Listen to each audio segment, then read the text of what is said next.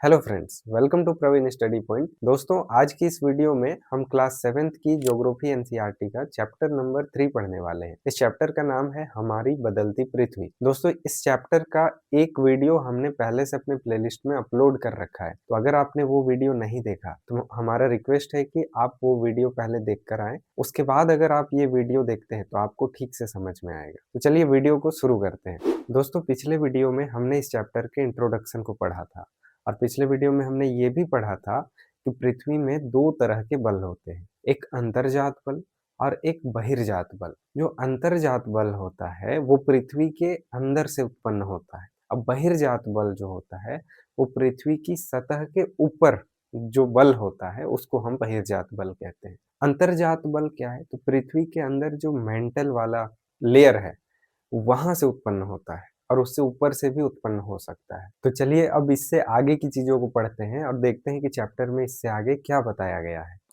दोस्तों यहाँ पे हमें ज्वालामुखी के बारे में दिया है। यहाँ पे बताया जा रहा है कि भूपर्पटी पर खुला एक ऐसा छिद्र होता है जिससे पिघले हुए पदार्थ अचानक निकलते हैं। यहाँ पे आपको फोटो दिखाया गया है और फोटो में बड़े अच्छे से बताया गया है। जैसे ये आपका परपटी हो गया, ठीक है। और इस परपटी के ऊपर खुला एक ऐसा छिद्र होता है जहाँ से यहाँ पृथ्वी के अंदर से जो पिघला हुआ मैग्मा है वो बाहर निकलता है। इसको हम लोग ज्वालामुखी कहते हैं, ठीक है। यहाँ पे देखिए, इसी प्रकार स्थल मंडलीय प्लेटों के गति करने पर पृथ्वी की सतह पर कंपन होता है। यह कंपन पृथ्वी के चारों ओर गति कर सकता है और इस कंपन को भूकंप कहते हैं। भूपर्पटी के नीचे वह स्थान जहाँ कंपन आरंभ होता है उसको उद्गम केंद्र कहते हैं और उद्गम केंद्र से भू सतह पर उसके निकटतम स्थान को अधिकेंद्र कहते हैं। अधिकेंद्र से कंपन बाहर की ओर तरंगों के रूप में गमन करती है। अधिकेंद्र के निकटतम भाग में सर्वाधिक हानि होती है एवं अधिकेंद्र से दूरी बढ़ने के साथ भूकंप की तीव्रता धीरे धीरे कम होती जाती है। तो यहाँ आपको बहुत सारी बातें बता दी गई, तो इसको अभी हमें एक्सप्लेन करना होगा। तो मैं आपको डिटेल से ये बताता हूँ कि ये क्या है। दोस्तों, यहाँ व्हाइट बोर्ड में देखिएगा और ठीक से समझिएगा। जैसे मान लीजिए ये पृथ्वी है, ठीक है। तो पृथ्वी का सबसे ऊपरी परत जो है वो परपटी कहलाता है, ठीक है। उसके बाद जैसे मान लीजिए ये वाला जो परत है वो परपटी है, ऊपर वाला, ठीक है। और यहाँ पे मान लीजिए ये कोर है और ये है मेंटल, ये मेंटल है। तो फिर मेंटल में द्रवित लावा होता है, ठीक है। ये द्रवित लावा जैसे यहाँ पे मैंने आपको बताया था कि कुछ इस तरह की चीजें होती है। यहाँ से लावा ऊपर जाता है, उसके बाद ऊपर जब ठंडा हो जाता है तो इस तरह से गमन करता है, ठीक है। तो यहाँ पे जो एरिया है इसमें क्रैक ला देता है, ठीक है, दरार आ जाती है। दरार आने से यहाँ पे जो छिद्र उत्पन्न होता है ना, वहां से अंदर की चीजें बाहर निकलने लगती है, ठीक है। इसी को कहते हैं ज्वालामुखी। ये जो छिद्र निकलता है ना, छिद्र बनता है, उसी को ज्वालामुखी कहते हैं। अब इस छिद्र से राख, गैस और धुएं निकलने लगते हैं, ठीक है। और यहाँ से जो मैग्मा निकलता है ना, ये मैग्मा धीरे धीरे आसपास के एरिया में ऐसे जमा होने लगता है, ठीक है। और शुरुआत में ये ज्वालामुखी का पहाड़ नहीं होता है, लेकिन धीरे धीरे धीरे धीरे इस तरह से मैग्मा बाहर निकलते निकलते यहाँ पे एक पहाड़ नुमा आकृति बन जाता है, पर्वत नुमा आकृति बन जाती है, ठीक है। उसके बाद यहाँ से मैग्मा जब निकलती है तो यहाँ से फिर निकलती है ऐसे, ठीक है। उसके बाद ये फिर इसके ऊपर जमा हो जाती है, ठीक है।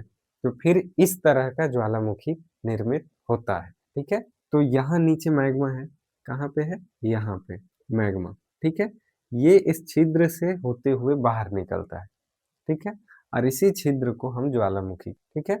और ये जो बनता है ना, ये जो ऊपर बनता है इलाका जहाँ से द्रवित मैग्मा बाहर निकलता है, इसको हम लोग बोलते हैं क्रेटर, ठीक है। वही चीज दिया गया है इसमें, और कुछ नहीं दिया गया है, बस यही है। अच्छा, जब ज्वालामुखी विस्फोट होता है तो उस समय कभी कभी कंपन उत्पन्न होता है, ठीक है। तो उसको हम लोग कहते हैं भूकंप। इससे संबंधित एक चीज आपको और बताया गया है, उद्गम केंद्र और अधिकेंद्र, ठीक है। मान लीजिए ये पृथ्वी है, ठीक है, ये कोर है, इससे ऊपर मेंटल है। मान लीजिए यहाँ से भूकंप शुरू हुआ, ठीक है। भूकंप यहाँ से शुरू हुआ तो उसके बाद कंपन जो है ऊपर जाएगा।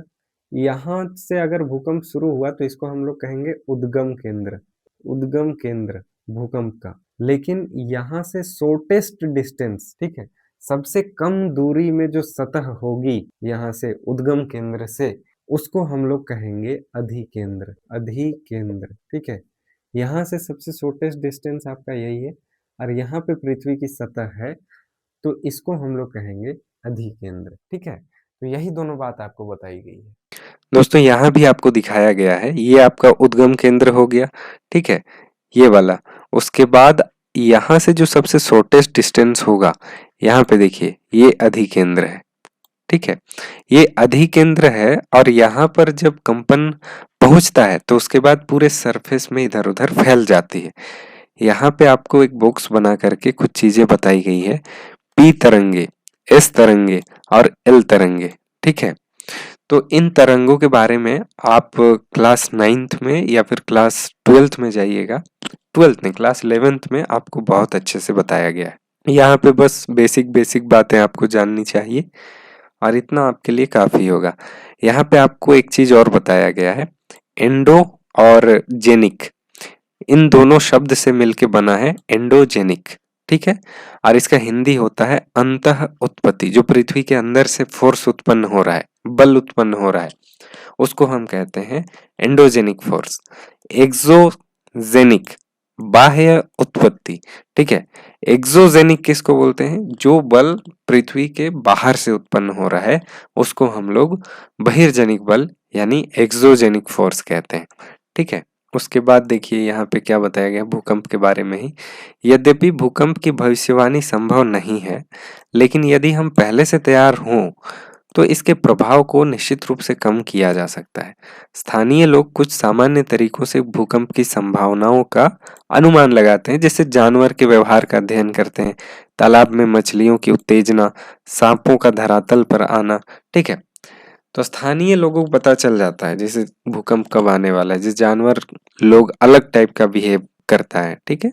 तालाब में मछलियों की उत्तेजना से पता लगा लेते हैं वो लोग, सांप धरातल पे आ जाते हैं उस समय जब भूकंप आने वाला होता है ना, उस समय। यहाँ पे जब एक बार भूकंप आया था उसके बारे में बताया गया है।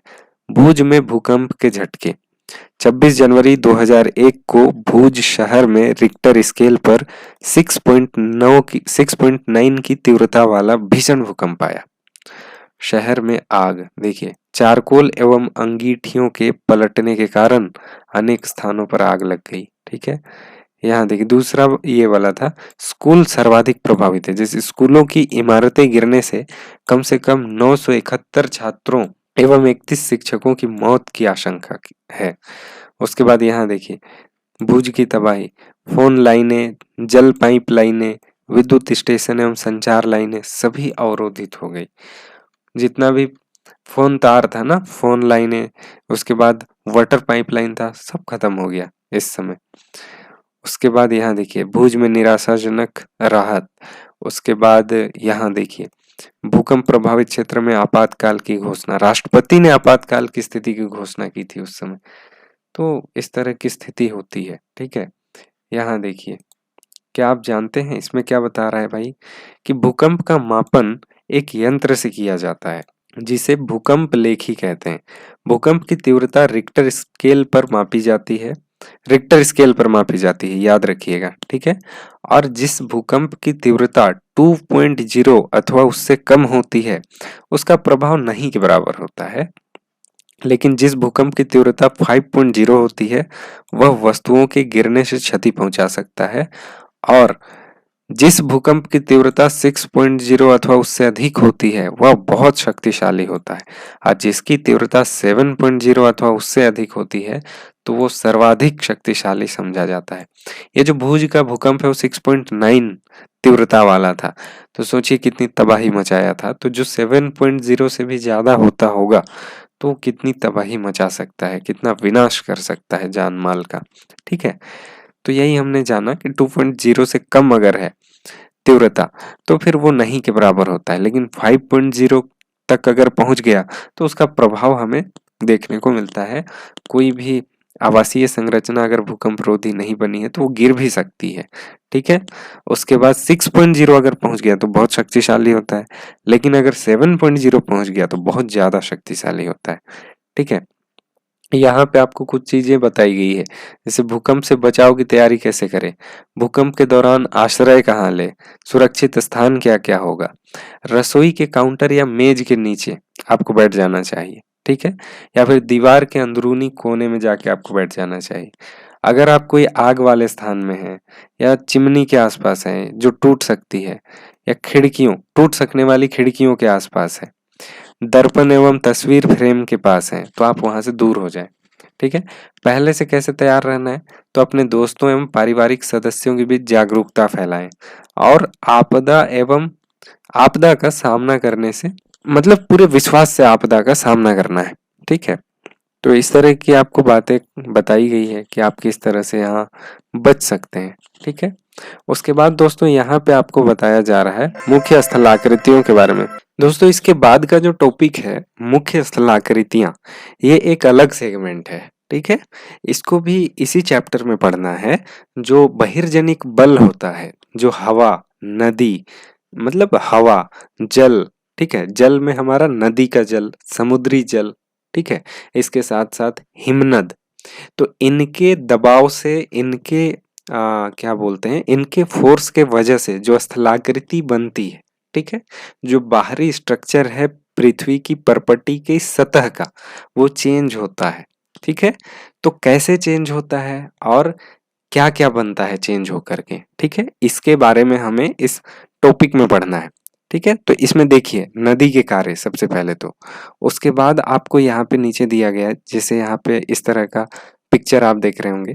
उसके बाद आपको यहाँ पे समुद्री जल जो जो स्ट्रक्चर बनाता है उसके बारे में दिया गया है, हिमनद क्या क्या करता है इसके बारे में दिया गया है, पवन का क्या कार्य है, किस तरह से वो स्थलाकृति को बनाता है, बिगाड़ता है, ठीक है, और क्या क्या बनाता है, तो इसके बारे में हम देखेंगे। उसके बाद ये चैप्टर खत्म हो जाएगा। ठीक है। तो एक तरह की चीज़ों को एक ही वीडियो में करना ज़्यादा अच्छा होगा, तो इसलिए आज के वीडियो को हम यहीं पे रोकते हैं और नेक्स्ट वीडियो में आपको हम ये टॉपिक करके देंगे। उसके बाद हम इसका क्वेश्चन आंसर करेंगे, तो आपका ये पूरा चैप्टर जो है वो पूरी तरह से कंप्लीट हो जाएगा और आपको किसी भी तरह का मेरे विचार से कोई भी डाउट नहीं रहना चाहिए। और अगर आपको पूरा वीडियो देखने के बाद भी अगर कोई डाउट होता है तो आप बेशक हमारे कमेंट सेक्शन में आइए और हमें कमेंट करके बताइए कि आपको क्या डाउट रह गया, तो हम उसका जवाब भी देंगे। ठीक है। तो दोस्तों मिलते हैं इसी तरह के नेक्स्ट वीडियो में, तब तक के लिए धन्यवाद। जय हिंद।